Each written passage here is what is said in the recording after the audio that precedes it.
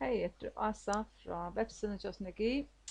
Jeg ætler at gjøre et husk til hvordan du kan få Íblástur fra Google til hvordan från litur nästa Ommuteppi ska vara. Skriv in i Google granny square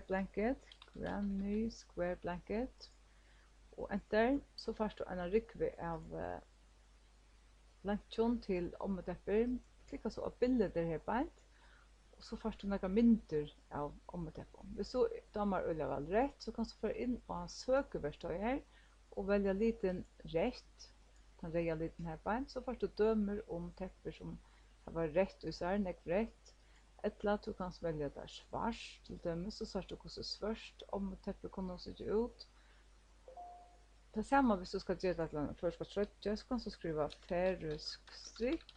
Enter så ser du tröttjor som är svartare som för någonting jag har valt svart här. Hvis jag väljer alla litir så ser du alla litir. Så det är som det är farbrukare på. Du kan eisne välja där era litir eisne. Och där får man får tan välmöjligheten fram vid ett tryck av sökeverktyg och så får man litirna. Det var det och gå att när vi lättar